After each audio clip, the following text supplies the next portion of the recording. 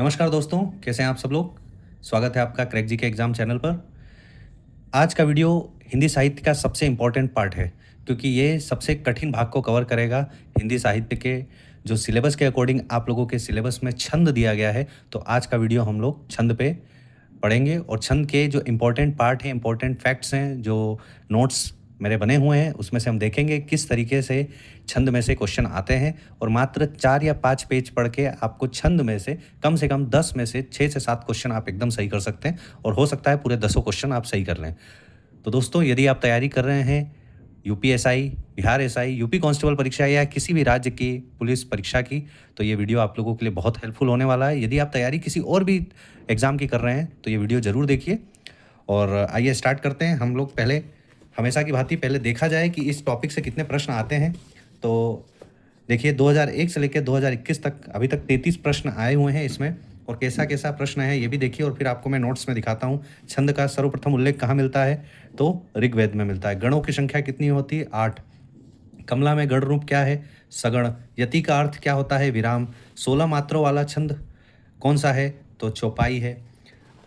दोहा रोला से आपके प्रश्न आए हैं। कुंडलिया दोहा रोला चौपाई में अर्ध समात्रिक छंद जाति का छंद क्या है, तो दोहा है। कुंडलिया छंद में चरणों की संख्या कितनी होती है, 6। रोला छंद में मात्राएं कितनी होती है, तो 24। देखिए, ये मैं इसलिए दिखा रहा हूँ कि आपको पूरा मिलेगा टॉपिक्स वाइज। छंदों का पहला प्रयोग ऋग्वेद में मिला। छंद के कितने अंग हैं, 6। गण कितने हैं, तो 8, जैसा अभी आपने देखा।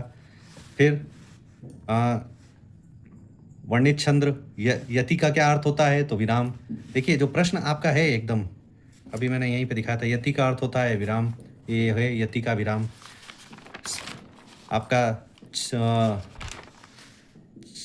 मात्रक छंद कितने प्रकार के होते हैं।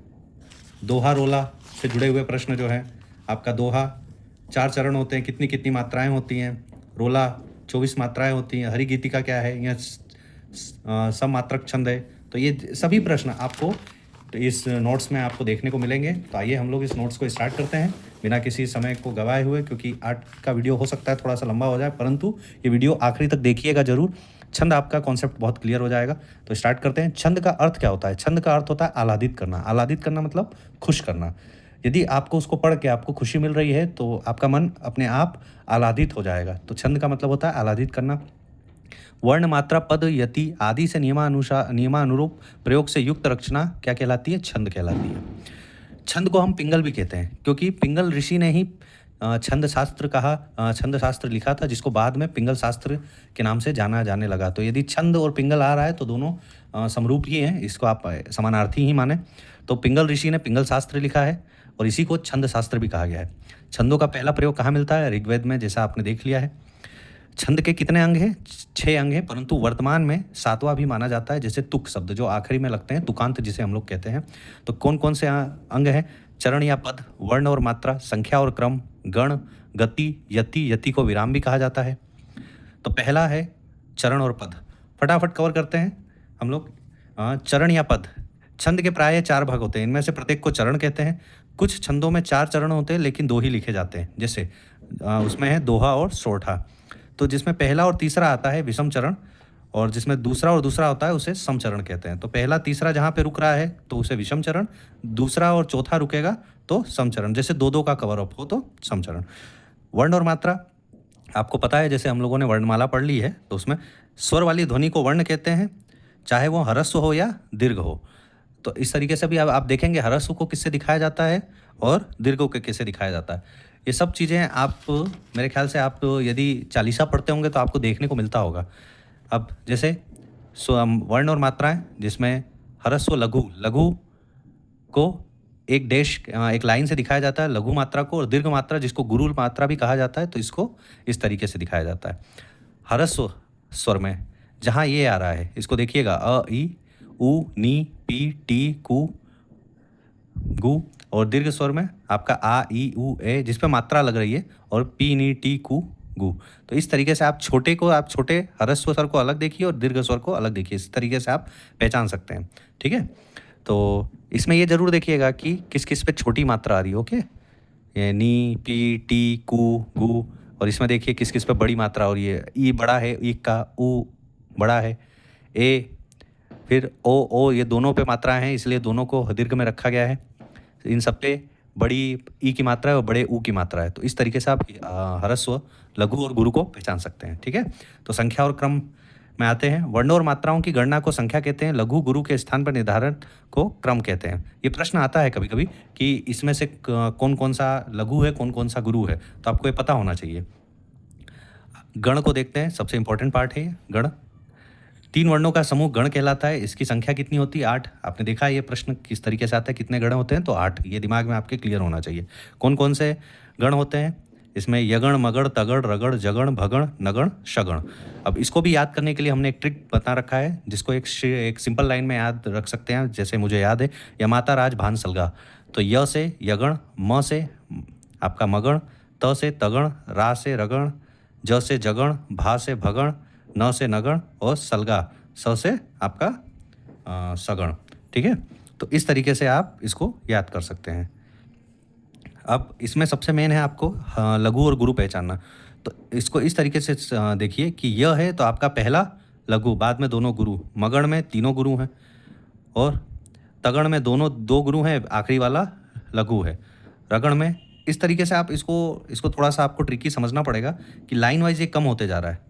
ठीक है, पहले पहला था, फिर तीनों में गुरु था, फिर लास्ट वाले में लघु, फिर उसके बीच वाला लघु, फिर आगे वाला लघु। भगण में आपका आगे वाला गुरु है, बाकी दोनों लघु है। नगण में आपका तीनों लघु है और शगण में आखिरी वाला गुरु है। तो इस तरीके से आपको थोड़ा सा समझना पड़ेगा कि किस तरीके से आप इसको याद कर सकते हैं। वैसे ये नहीं आता है, आपको क्रम याद आएगा कि किस यगण के बाद मगण आता है, मगण के बाद तगण आता है, तो इसको आप याद रख सकते हैं। अब इसको याद करने का दूसरा एक और तरीका है कि जो कभी कभी इस तरीके से आप इसको, जिसको यदि संस्कृत अच्छी लगती हो तो इस तरीके से भी याद कह सकता है कि पहचानने का तरीका है।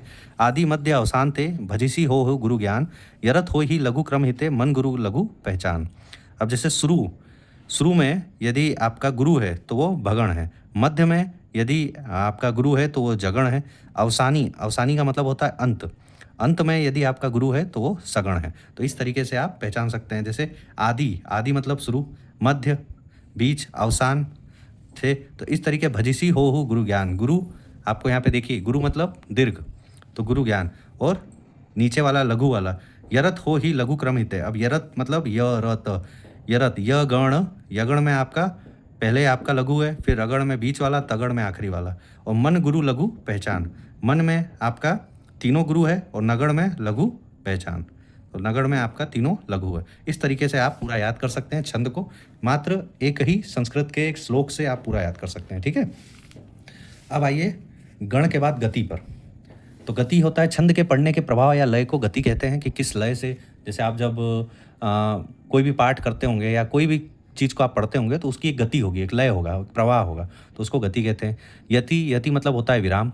छंद में नियमित वर्ण या मात्रा पर सांस लेने के लिए रुकना पड़ता है, इस रुकने के स्थान को यति या विराम कहते हैं। जब आप बोलते हैं तो जैसे हिंदी में आप कोमा लगाते हैं या फिर सेमी कॉलम लगाते हैं, जो भी आप जहाँ आप खड़ी पाई लगाते हैं तो आप अपने आप को विराम देते हैं। तो उसी तरीके से छंद में इसको यति कहा गया है या विराम कहा गया है, जहाँ आप थोड़ा सा सांस लेने के लिए रुकें। तुक, जब आज के समय में हम लोग तुकांत पढ़ते हैं, छंद के चरणांत में अक्षर मैत्री को मिलाने के लिए जो होता है उसे तुक कहते हैं। तो इस तरीके से हम लोगों ने जितने भी इसके अंग हैं छंद के वो पढ़ लिए हैं। अब आपको इसके 2 प्रकार हम बताते हैं। छंद के 2 प्रकार होते हैं, एक होता है वर्णित छंद, एक होता है मात्रक छंद। तो वर्णित छंद किसे कहते हैं? जिस छंद के सभी चरणों में वर्णों की संख्या समान होती है, जैसे लघु और गुरु का स्थान कितना होता है, समान होता है, तो उसे वर्णित छंद कहते हैं। ये भी प्रश्न आप ध्यान रखिएगा कि जिसमें लघु और गुरु समान होते हैं उसे वर्णित छंद कहेंगे। प्रमुख वर्णित छंद, ये थोड़ा सा आप याद कर सकते हैं कि कौन कौन से प्रमुख वर्णित छंद होते हैं।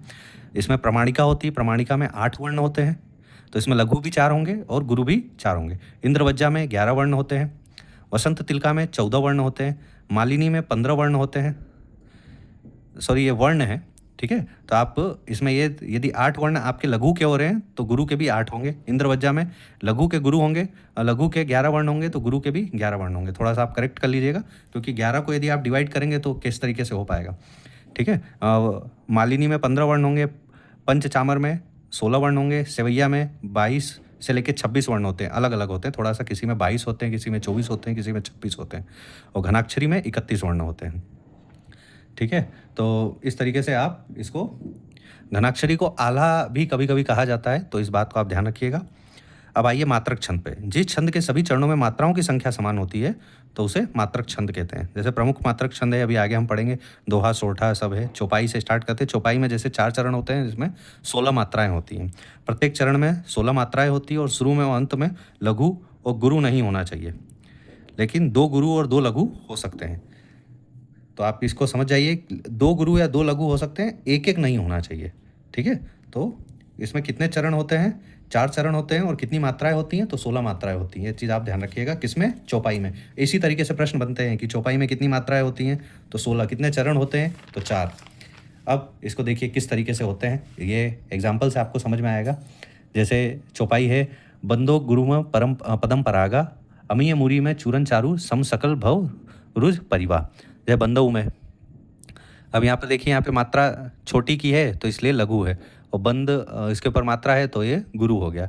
तो अब 2 1 3 और 1 4, गुरु पद, तो ये सब छोटा है तो फिर ये 4 हो गया, सब लघु लघु है। अब पदम, तो इसमें देखिए ये, फिर इसमें आपका ये हो गया रा गा, मतलब दीर्घ दीर्घ, और ये लघु हो गया। तो 5 कुल मिला के कितनी हो गई? 16 मात्राएं होंगी। अब देखिए यहाँ पर अंत में 2 गुरु और 2 लघु आ सकते हैं। अंत में 2 गुरु आए हुए हैं, और यदि 2 लघु होते तो भी हो जाते। तो इस तरीके से आप इसको पहचान सकते हैं कि चौपाई है तो किस तरीके की, कितने मात्राएं हैं। ठीक है, अब दोहा आइए। दोहा में 4 चरण होते हैं। पहले और तीसरे में 13 मात्रा होती है, और दूसरे और चौथे में 11 मात्रा होती है। ठीक है, अब जैसे इसका एग्जाम्पल है, रहीमन पानी राखिए बिन पानी सब सुन, पानी गए न उबरे मोती मानस चून। तो इस तरीके से आप दोहे में, अब आपको पता होना चाहिए 4 चरण होते हैं और कितनी मात्राएं होती हैं। तो पहले और तीसरे में 13 और दूसरे और चौथे में 11। ठीक है, तो इस तरीके से आप उसको क्लियर कर सकते हैं। और दोहा का विपरीत होता है सोरठा। सोरठा में कितने चरण होते हैं? 4 चरण होते हैं। इसमें आपको पहले और तीसरे में 13 थी, तो इसमें पहले और तीसरे में कितनी मात्राएं थी? 11 मात्राएं, और दूसरे और चौथा में 13 मात्राएं होंगी। तो इस तरीके से आप दोहा और सोरठा में आप संबंध स्थापित कर सकते हैं। याद करने का तरीका है कि दोहा का विपरीत सोरठा हुआ, सोरठा का विपरीत दोहा हुआ। रोला में जैसे आपको अभी मैं दिखाया पुराने प्रश्नों में, 4 चरण होते हैं और 24 मात्राएं होती हैं। अब 11वीं और 13वीं मात्राएं पर यति होती है। यति मतलब विराम, अभी आपने पढ़ा है। 11वीं और 13वें मात्राओं पे विराम होता है रोला में। हरिगीतिका किसे कहते हैं? यह सममात्रक छंद है जिसमें 4 चरण होते हैं और प्रत्येक में 28 मात्राएं होती हैं। तो ये भी ध्यान रखिएगा, इसमें 4 चरण होते हैं और कितने में होती हैं? 28 मात्राएं, जिसमें 16वीं और 12वीं मात्राओं पे यति होती है। तो विराम किस पे होता है? 16वीं और 12वीं पे। चरण के अंत में लघु और गुरु का ज्ञान होना, लघु और गुरु का होना आवश्यक है। चरण के अंत में लघु हो और गुरु हो, दोनों का होना क्या होना आवश्यक है, तभी ये सममात्रक होगा। क्योंकि नाम में ही सम है, मतलब समान होना चाहिए। लघु और गुरु के साथ समान रखेगा तभी ना सममात्रक होगा। तो हरिगीतिका सममात्रक छंद है। अब आइए छंद के आखिरी चरण पे, बरवे। बरवे में 4 चरण होते हैं। पहले और तीसरे में 12 मात्राएं होती है, दूसरे और चौथे में 7 मात्राएं होती है।